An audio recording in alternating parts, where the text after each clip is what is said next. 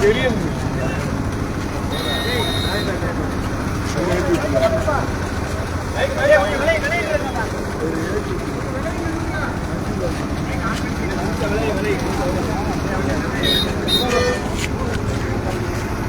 எங்கே பண்ணிடுற ஆளுநர்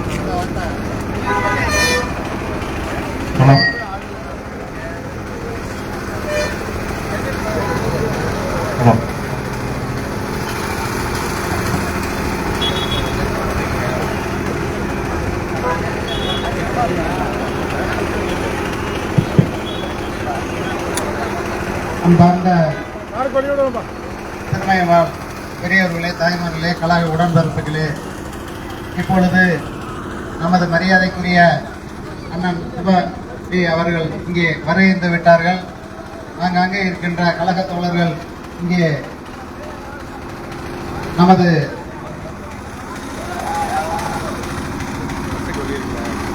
அண்ணனுடைய பேச்சை கேட்பதற்காக இங்கே முன்னால் வந்து நிற்குமாறு அன்புடன் கேட்டுக்கொண்டு இப்பொழுது வழக்கறிஞர் அன்பு சகோதரர் வைரமுத்து அண்ணன் அவர்கள் இங்கே உரையாற்றுவார்கள். திருமயம் சட்டமன்ற தொகுதியினுடைய வெற்றி வேட்பாளராக திராவிட முன்னேற்ற கழகத்தின் சார்பாக போட்டியிடுகிற சட்டத்துறையினுடைய அமைச்சர் ஐயா ரகுபதி அவர்களுக்கு வாக்கு கேட்பதற்காக நடைபெறுகிற இந்த பரப்புரை கூட்டத்தினுடைய பொறுப்பினை ஏற்றிருக்கக்கூடிய திராவிட முன்னேற்ற கழகத்தினுடைய பொறுப்பாளர்களே, எங்களுடைய திராவிட இயக்க தமிழர் பேரவையினுடைய தலைவர் ஐயா சுபவி உள்ளிட்ட எங்களுடைய தோழர்களே மற்றும் ஆங்காங்கே இருந்து கேட்டுக்கொண்டிருக்கக்கூடிய வணிக பெருமக்களே, இந்த கூட்டத்திற்கு பெருந்தொடர்களாக வருகை புரிந்திருக்கக்கூடிய தாய்மார்களே, உங்கள் அனைவருக்கும் எங்களுடைய மாலை வணக்கம். தற்போது நடக்க இருக்கிற இந்த தேர்தல் என்பது திராவிட முன்னேற்ற கழகத்திற்கும் அதிமுக பாஜக கூட்டணிக்குமான போட்டி என்பதை தாண்டி இதை தமிழ்நாடு மற்றும் டெல்லி அணிக்கு எதிரான போட்டி என்று நம்முடைய தலைவர் அவர்கள் தெரிவித்தார்கள். அதன்படி இந்த போட்டியினுடைய வெற்றி என்பது நேற்றைய தினமே தெரிந்துவிட்டது. அந்த அளவிற்கு ஒரு வெற்றி கணக்கோடு நாம் இன்றைக்கு தேர்தலை தொடங்கி இருக்கிறோம். உங்களுக்கெல்லாம் தெரியும், 5 ஆண்டு காலத்திற்கு முன்பாக நம்முடைய தலைவர் முத்துவேல் கருணாநிதி ஸ்டாலின் அவர்கள் முதல்வராக பொறுப்பேற்ற போது நாம் எந்த நிலையிலே இருந்தோம், நாமெல்லாம் உயிர் பிழைப்போமா என்று இருந்த நேரத்திலே நமக்கெல்லாம் ஒரு ஆக்சிஜனை போல வந்து வாழ்வளித்தவர் நம்முடைய தலைவர் மு.க. ஸ்டாலின் அவர்கள். அதே போல கொரோனா காலத்தில் வறுமையில் வாடிக்கொண்டிருந்த மக்களுக்காக 4000 ரூபாய் கொரோனா உதவித்தொகையும் வழங்கியதோடு மட்டுமல்லாமல் தொடர்ச்சியாக இன்றைக்கு கலைஞர் மகளிர் உரிமை தொகை, அரசு பள்ளிகளிலே படிக்கிற மாணவர்களுக்கு தமிழ் புதல்வன், மாணவிகளுக்கு புதுமை பெண் உள்ளிட்ட திட்டங்களின் வாயிலாக நிதியுதவியை வழங்கி வருகிறார். அது அனைத்தையும் தாண்டி மக்களின் மீதுள்ள அக்கறையின் காரணமாக மக்களை தேடி மருத்துவம். ஒரு காலத்துல விபத்து நடக்குது அப்படின்னா எல்லாரும் கண்டு காணாம போயிடுவோம். நம்ம போய் அதுக்கு உதவி பண்ணா நமக்கு மேல ஏதாவது வம்பு வழக்கு வந்துடும். இப்ப நான் வழக்கறிஞர்ன்ற முறையில அதை நிறைய பார்த்திருக்கோம். ஏன் இந்த ஆக்சிடென்ட் போய் நம்ம சொன்னோம்னா நம்ம மேல கேஸ் போட்டுருவாங்க அப்படின்னு போற நேரத்துல நம்மை காக்கும் 48 அப்படின்னு ஒரு திட்டத்தை தொடங்கி ஒரு விபத்து ஒருத்தர் நடந்து அந்த விபத்து பற்றி நீங்கள் தகவல் கொடுத்து அவர்களை மருத்துவமனையில் சேர்த்தா அவங்களுக்கு ஒரு ஊக்கத்தொகை. அப்போ உதவி செய்வதோடு மட்டுமல்லாமல் அவர்களுக்கு ஒரு ஊக்கத்தொகையும் கிடைக்கும் பொழுது இன்னைக்கு நிறைய பேரை போய் காப்பாத்துறாங்க. மருத்துவத்துல கோல்டன் அவர்ஸ் சொல்லுவாங்க. அதாவது கொஞ்சம் முன்னாடி வந்திருந்தா காப்பாற்றிருக்கலாம் அப்படின்னு திரைப்படத்துல வசனம் பார்ப்போம் நம்ம.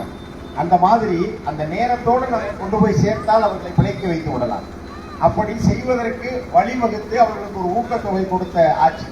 இதெல்லாம் பார்த்தீங்க அப்படின்னா எந்தவித ஒரு வாக்கரசியலை தாண்டி ஒருவர் மீது உள்ள அக்கறையின் காரணமாக ஒரு மக்களை நேசிக்கிற ஒரு தலைவரால் மட்டும்தான் இது போன்ற திட்டங்களை எல்லாம் கொண்டு வர முடியும். அந்த நம்மை காக்கும் 48 திட்டம் அப்படியான ஒரு திட்டம். அதே போல இல்லம் தேடி கல்வி, இப்படி சொல்லிக்கொண்டே போகலாம். நம்ம இந்த திருமயம் பகுதியிலிருந்து பேசுவதனால நான் ஒரு செய்தியை சொல்றேன். 2-3 ஆண்டுகளுக்கு முன்பாக 2023 ஒரு பெரிய வெள்ளம் வந்துச்சு. அப்ப அந்த பெரிய வெள்ளம் வரும்போது நம்ம தமிழ்நாட்டிலிருந்து நிவாரண தொகை கேட்டபோது ஒன்றியத்திலிருந்து நாம் கேட்ட நிவாரண தொகை வரல.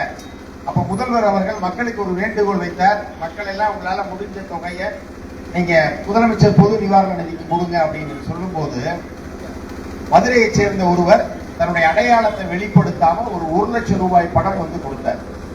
அவர் எனக்கு மிகவும் தெரிந்தவர். அனுப்பிவிட்டு அவர் என்ன சொன்னாரு, இந்த 1 லட்சம் நான் கொடுக்கல, இந்த 2 ஆண்டுகளில் அவர் மூலமா எனக்கு மிச்சப்பட்ட தொகை 1 லட்சம். நான் என் வீட்டில் வந்த தொகை மக்களை தேடி மருத்துவம் 2 பேருமே 60 வயதுக்கு மேற்பட்டவர்கள், மூத்த குடிமக்கள். நாங்க நியாயமா வாங்கக்கூடிய அந்த சுகரு பிரஷருக்கான மாத்திரை எல்லாம் வாங்கினா அதுக்கான செலவு. மக்களை தேடி மருத்துவத்தில் நீங்க வந்து ஃப்ரீயா கொடுத்துறீங்க. கொரோனால கொடுத்த 4000 ரூபாய் அப்படின்னு ஒரு சீட்ல எழுதி வச்சு கொடுத்தாரு. மதுரையை சேர்ந்த ஒருத்தர் கொடுத்ததை ஏன் திருமயத்துல சொல்லணும்னா அவரோட சொந்த ஊர் திருமயம். அப்படிப்பட்ட மக்கள் வந்து இந்த தலைவனை நேசிக்கிற மக்கள் இருக்கிறார்கள், மக்களை நேசிக்கிற தலைவர் இருக்கிறார். ஆகவே இந்த வெற்றி அப்படிங்கிறது உறுதிப்படுத்தப்பட்ட வெற்றி. இருந்தாலும் கூட இது ஒரு இமாலய வெற்றியாக இருக்க வேண்டும் தான் ஐயா சுபவி போன்றவர்கள் உங்களை நாடி வாக்கு கேட்டு வந்திருக்கிறார்கள். ஆகவே காலத்தின் அருமைகிறது என்னுடைய உரையை தோடு நிறைவு செய்கிறேன். வாய்ப்புக்கு நன்றி, வணக்கம். ஊருக்கு உழைப்பது எங்களின் சின்னம், எங்களின் எண்ணம். உதயசூரியன் தான் உங்களின் சின்னம். ஐயா ரகுபதி அவர்களுக்கு உதயசூரியன் சின்னத்தில் வாக்களித்து வெற்றி பெற செய்வீர் என்று கேட்டு வாய்ப்புக்கு நன்றி பாராட்டி விடைபெறுகிறேன். நன்றி, வணக்கம்.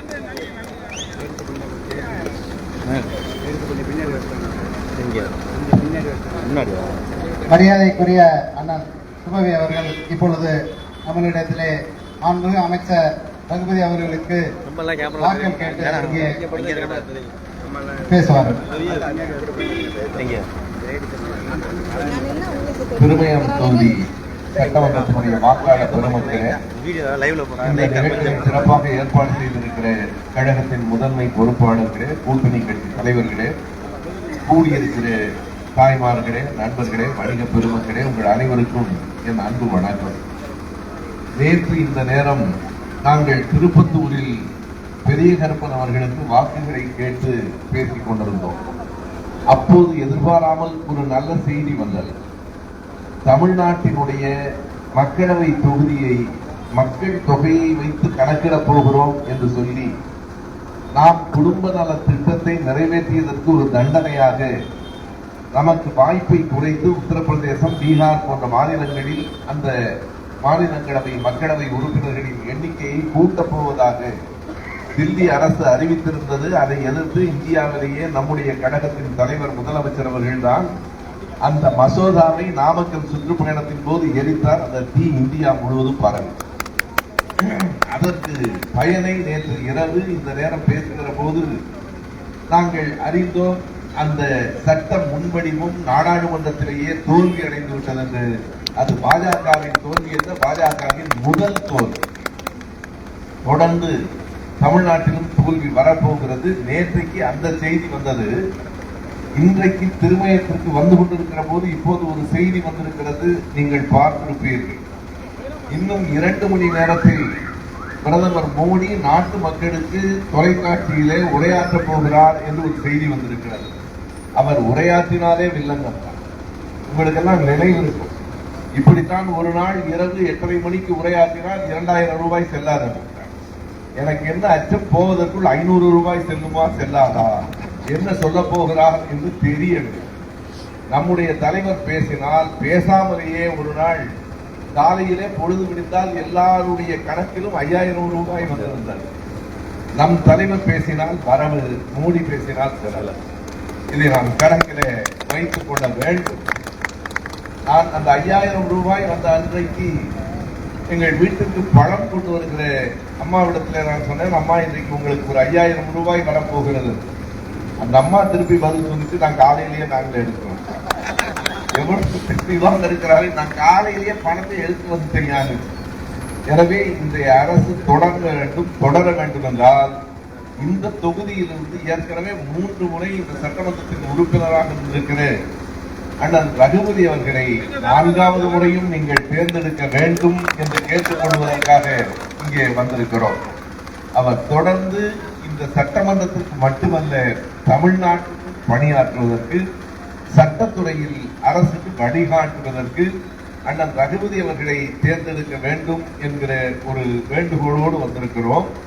இது நீங்கள் அடிக்கிற ஓட்டு ரகுபதி அவர்களுக்கு மட்டும் அடிக்கிற ஓட்டு இல்லை, திமுகவுக்கு கொடுக்கிற ஓட்டு இல்லை, தமிழ்நாட்டின் எதிர்காலத்துக்கு நாம் போட போகிற ஓட்டு என்பதை நினைவிலே கொள்ளுங்கள்.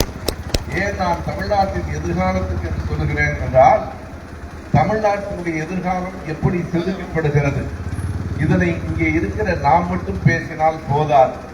இங்கே வந்திருக்கிறவர்கள் உதயசூரியனுக்கு வாக்களிப்பதாக முடிவு செய்திருக்கலாம். ஆனால் என்ன செய்ய வேண்டும் என்றால், ஒவ்வொருவரும் அக்கம் பக்கத்திலே பேசுங்கள், அண்டை வீடுகளிலே பேசுங்கள், உங்கள் நண்பர்களுக்கு கைபேசியின் மூலமாக செய்திகளை அனுப்புங்கள். இன்றைக்கு ஒரு 20 ஆண்டுகளுக்கு முன்னால் அந்த வசதி இல்லை.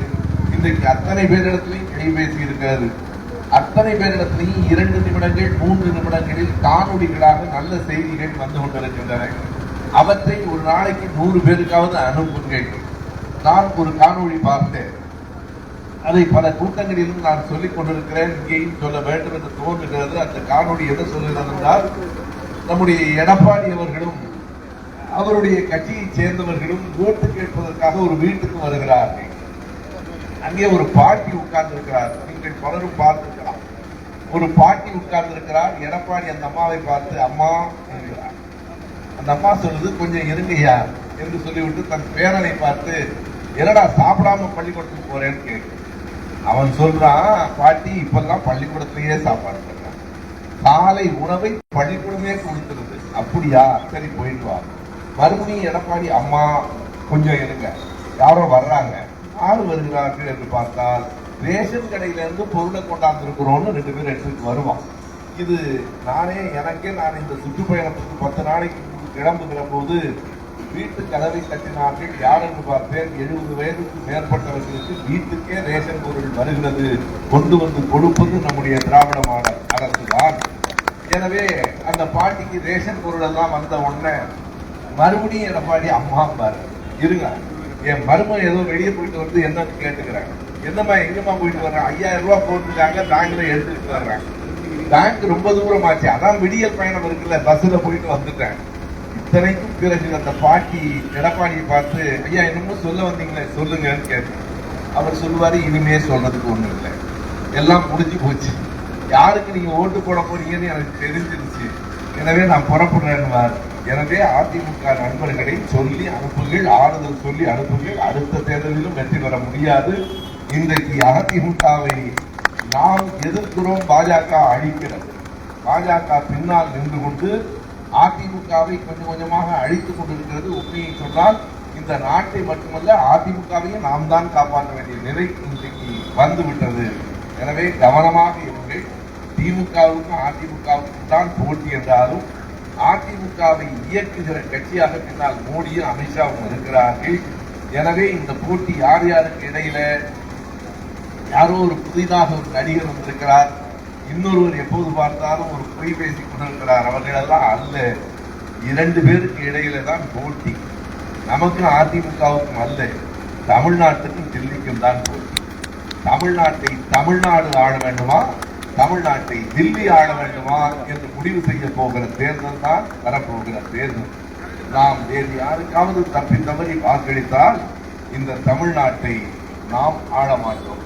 இங்கே இருக்கிறவர்கள் நீங்கள் நினைத்து பாருங்கள், நாடாளுமன்ற மக்களவையினுடைய எண்ணிக்கையை குறைக்கப் போகிறோம் என்று சொன்னபோது முதல் குரல் கொடுத்த கட்சி நம்முடைய கட்சி தான். எடப்பாடி ஏதாவது சொன்னாரா, எதிர்த்தாரா, வேறு யாராவது எதிர்த்தார்களா?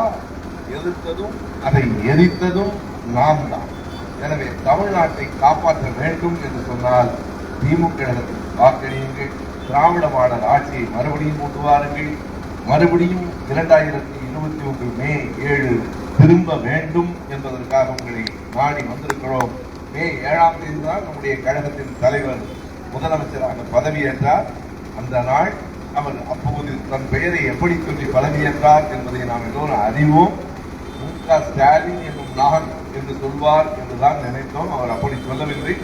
முத்துவேல் கருணாநிதி ஸ்டாலின் என்னும் நான் என்று சொல்லிவிட்டு தலை நிமிர்ந்து பார்த்தார்.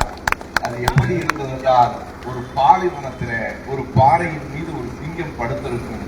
ஒரு விளம்பர படத்தில் அந்த சிங்கம் சட்டென்று தலை நிமிர்ந்து பார்ப்பதை போல நம் தலைவர் தலை நிமிர்ந்து பார்த்தார். அன்றைக்கு நிமிர்ந்தது அவர் தலையல்ல, இந்த தமிழ்நாடு என்பதை நாம் உணர்வோம். அன்றைக்கு நம் தமிழ்நாடு நிமிர்ந்தது. ஒரு நாளும் தமிழ்நாடு இனி தலை குனியாது. நிமிர்ந்த தமிழ்நாடு போராடும். தமிழ்நாடு வெல்லும். ஸ்டாலின் தொடரட்டும். தமிழ்நாடு வெல்லட்டும்.